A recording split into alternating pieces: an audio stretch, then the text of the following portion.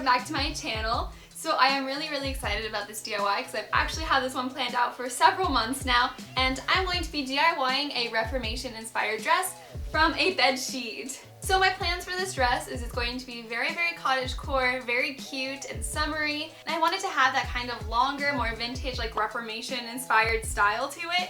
So I think it'll be really pretty, and I'm really excited about this fabric. And this is just a bed sheet that I got off of Amazon. I will link the one I bought down below. And I bought it in the full size. And what it comes with is 2 printed pillowcases, 1 flat bed sheet, and then 1 fitted bed sheet. And this is actually a ton of fabric to work with. So I actually already made myself a midi skirt out of this fabric, and also this pillow that you guys have seen for a while now. But there is still so much of it left, so I think it'll work absolutely perfectly for this project. But because white can be a little bit see-through, I also have this super cheap just white lining fabric that I'm going to use in the bodice a little bit. And for this project I also ordered off of Amazon this button loop trim, because I want to do a little like button down in the front. And I also got a bunch of these pearl buttons, and I will also link these in the description if you guys want to buy the same ones. So I think it's time to start working with all this fabric. Because we are working with a bed sheet, the first thing I actually did before I started cutting out all my pieces was I cut open the pillowcase so that I would have a long strip of fabric to work with. And there's Chloe walking in front of my shot. And I also took the fitted bed sheet, and they have these little sewn corners that I just cut off so we could have a flat piece of fabric again. And then while I cut those out, I also just grabbed the little piece of elastic that was holding it all together. And it takes a minute to get all the elastic out, but you're gonna wanna save it for later because we're actually going to use it in the dress. And then from there, I just continued cutting off all of the corners of the sheet. And now that we have these big, nice pieces of fabric to work from, I started drafting out my pattern. And if you need any help on this step, I have a video linked in my description for my tips and tricks on adjusting my patterns, so you can check that out. And once you have them all cut out, these are the pieces you should have. So the first ones are the bodice pieces. So here on the left, we have the back piece, and on the right, we have the front piece. There's Chloe yet again. Next up, these are the waistband pieces and also a little shoulder piece because we're going to be doing a little gathering detail on the front. This here is the sleeve piece, and I forgot to show you guys, but these pieces should be pretty symmetrical. The top curve should just be slightly larger on the back than on the front. And lastly, here is the skirt piece, and I was originally going to make this skirt really long, but I actually ended up cutting mine really short. So I'll add in the original measurement and also a shorter version in case you want to make it like I did. And after I cut out all the pieces, I was already tired but excited to start sewing it all together. Okay, the first thing we're going to tackle on this project is the back pieces because we need to put darts in them. And this process is going to be the exact same on the front piece and on the lining piece. So the first step on adding in the darts is I'm going to find the center of this piece and just mark it with a pin. And then I'm going to measure 3 inches away from either side of that point and put a pin there as well to mark out where we want the darts to start. And then from those points, I'm going to mark out 1.5 inches away from that. And then I'm also going to put a pin that is 8 inches away from the bottom of the bodice. And now that we have all these points marked out, I'm going to fold it in half so one of the 1.5 inch gaps overlaps. And then I'm going to move the pins to go through both of the layers. And you want to make sure that the edge right here is flat. And then I'm also going to move the 8-inch pins so that it goes through both layers so I know where to stop. And then from there, I'm just going to sew this little triangle in.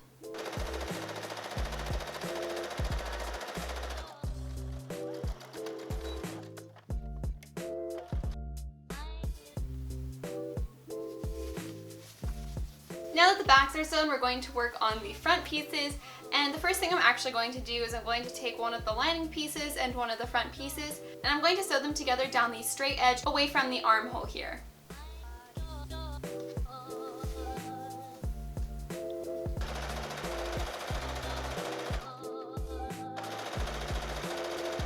And to make this edge lay just nice and flat, I'm going to turn it to the back side, and I'm going to push all the raw edges towards the lining piece. And I'm just going to stitch right down here.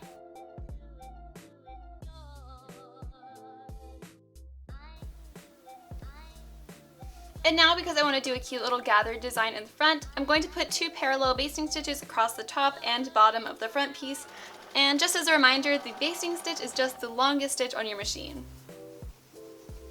And now I'm going to put the front pieces aside for just a minute, and I'm going to work on the little shoulder pieces. So with these, the straight edge is the bottom part and the slightly slanted edge is the top part. So we want to connect the bottom part to the front pieces. But before we do that, I'm going to take one of the lining pieces and I'm going to lay it on top. And on the larger side here, I'm just going to sew right across this. And now I'm going to bring back our front piece and I'm going to pull on 2 of the basting stitches, and I'm going to ruffle it until it fits the bottom part of this piece. So now I'm going to take this and I'm going to open it up and lay it on top so that the sewn edge lines up with the sewn edge of the front piece. So we're going to take the other side of this edge and wrap it behind it. And I'm basically going to sandwich the front piece inside of this littler piece. And we're going to pin all of this together. And now I'm just going to sew right across the top edge here. And now you can take this little piece and flip it up, and it should look like this. And if you can see any of those basting stitches at the top, you can just go ahead and pull them all out. We keep jumping back and forth between pieces for this project, but next we're going to work on the back piece again. And I'm going to take the lining piece and put it on top of the front piece. And all I'm going to do right now is I'm just going to sew around the neckline to make it a finished edge. I'm also just going to add a few notches around the curved edge of the neckline just so that it can turn out a little bit easier. And then you can flip it right side out. And now we're going to combine the front and back pieces pretty similar to the way that we combined the front piece to the shoulder piece. So I'm going to take one of our front pieces, I'm going to put it pretty side with the back piece, making sure that the finished edge is going towards the center. Actually though, I think I want to cut these down really quickly. Okay, and now I'm going to put it pretty side. And I'm going to line it up at the shoulder seam, and I'm going to put a pin here to hold it in place. And then again, I'm going to take the lining piece and put it over so that we sandwich the front piece again. And it's totally fine that this piece is much bigger than this shoulder piece. It's just because I draft all my own patterns and things don't always line up perfectly. I'm just going to cut it down later. And now I'm just going to sew right across this. And now when you turn it right side out, you should have a fully finished neckline. The next thing I'm going to do is I'm going to cut down the front piece so that it does match up with the back piece a little bit better. So I'm just going to start from the armhole and cut all the way down, and then I might cut down the side seam just a little bit too.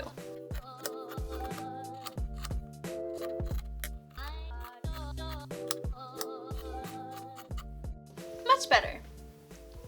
And now that that problem's been fixed, we're going to sew these side seams together. And the way we're going to do that is we're going to take the front piece, and because the bottoms are basted, we're going to keep this as one piece. And we're going to put the back piece on top and bring the lining piece around to the back.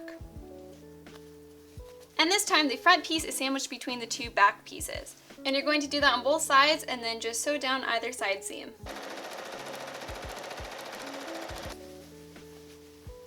The top is already looking so cute. It is like insanely cottagecore and I'm really excited about it. And now we're going to work on the waistband piece. So I laid out the bodice piece and these are the side seams. So I want to sew the waistband piece so that it'll line up right where the side seams are. And the bigger side of the waistband is the top and the smaller part is the bottom. And same goes for the front pieces. So I'm going to lay these on top of each other and I'm going to pin them right where the side seams are so that we know where to sew it. And now I'm just going to sew down either side here, making sure to do the same thing on the lining ones as well. Now I'm going to pin the waistband onto the bottom of the bodice, starting with the side seams to make sure that they all line up. And then when I get around to the front of the bodice, I'm going to pull on these little basting stitches to gather it just a little bit in the front. And then I'm going to pin it all together, making sure that the waistband goes a little bit farther than the bodice so we can make that a finished edge later. And now that the front one is pinned down, I'm going to take the lining one and make it line up on the other side of this. And then I'm just going to pin them all together and sew right across the top.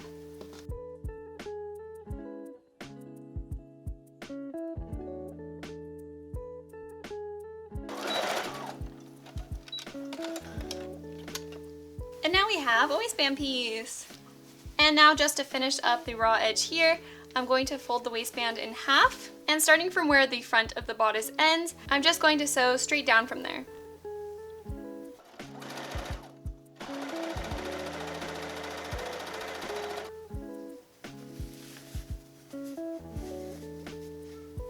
Now we have our basically finished bodice and it's looking really good. And now we're going to be working on the sleeves. And I want to make these into really cute little bubble sleeves. So we're going to use the elastic that we got from the sheet. We're just going to take one of our sleeve pieces and we're going to mark out a line that is 6 inches from the bottom and one that is 10 inches away from the bottom. And this is where we want to put our elastic. And I'm just using a water-soluble pencil to mark out all my lines. And now I'm going to take our elastic and I'm just going to put it around my arm, and I'm going to cut out 4 pieces of elastic that fit loosely around my arm. So I'm going to turn my machine onto a zigzag stitch. And then the trick with this is that you're going to stretch your elastic while you're sewing it, and then when it relaxes, it's going to gather up all of the fabric.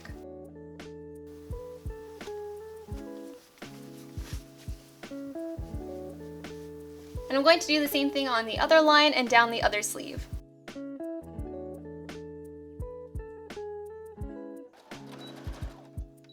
To start us off today, I'm going to take our sleeve pieces, fold them in half, and sewing right across this edge here. And to help with the fraying, I'm also going to zigzag down that edge. Next, we need to put 2 parallel basting stitches around the edge of the sleeve because we want to ruffle it a little bit while we attach it to the sleeve. So I'm going to start that from about this point to about this point. And now we can attach the sleeve to the bodice. So the first part I'm going to pin is the bottom seam here so that it matches up with the bottom seam of the bodice. And when you're pinning this, you want to make sure that you're putting the printed sides pretty side to pretty side. And then from there, I'm going to pin the top of the sleeve to the top seam. And now you can take the 2 basting stitches and start to pull them and gather up this seam so that we can sew it around the armhole. And you want the majority of the gathering that we're going to do to be at the top part of the sleeve, and you don't want there to be very much around the sides of the sleeve. And then you just want to make it so that it fits in the armhole, and then you can go ahead and pin it and sew it all the way around.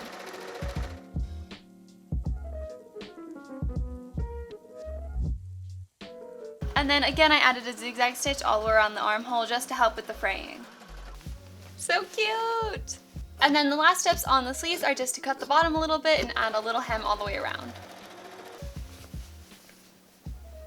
The sleeves are done and it is time to tackle the big skirt.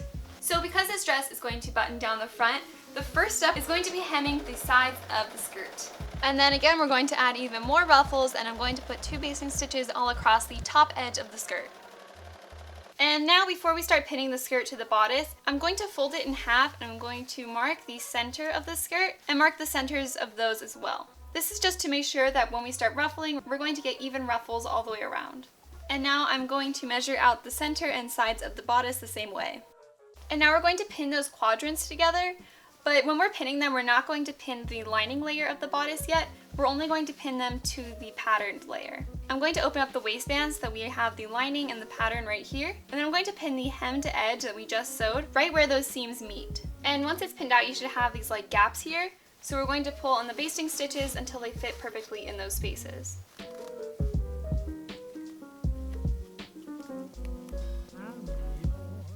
And now I'm just going to sew all of this together.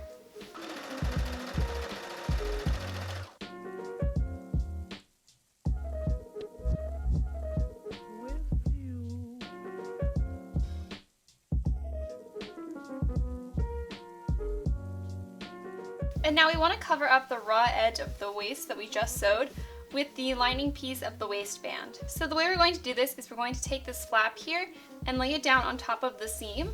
And then I'm going to fold the bottom edge up a little bit and I'm going to pin this in place. And I'm going to just do this all the way around. And then we're going to turn it back to the front. And we're going to want to stitch this right in the seam that we just sewed. And this is called stitch in the ditch because you want to go right in that little ditch. And if you do this well, the stitches should be pretty hidden. And now I'm going to take out all of the basting stitches around the skirt. I'm so excited about this dress. It's looking so, so good. And now the next step is I just tried on the skirt and I cut it so it's a little bit above my knee. And I'm just going to put a hem all the way around it.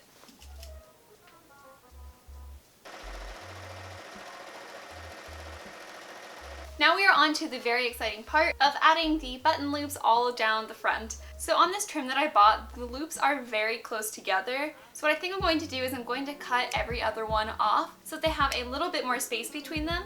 And then the button loops are only going to go on the right side of the dress so the buttons can go on the left side. So I'm just going to start it a little bit above the waistband and pin it to the back side of the dress and then make it go down the dress. But I'm going to stop after 15 inches away from the waistband. And then I'm just going to pin this all together and stitch right across.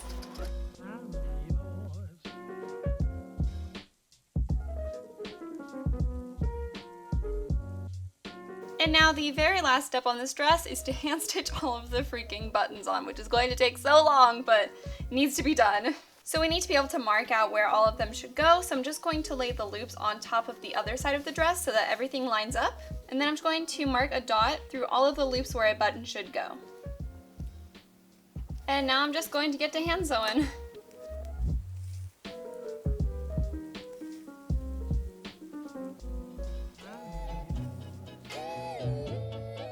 And finally, here is the finished dress.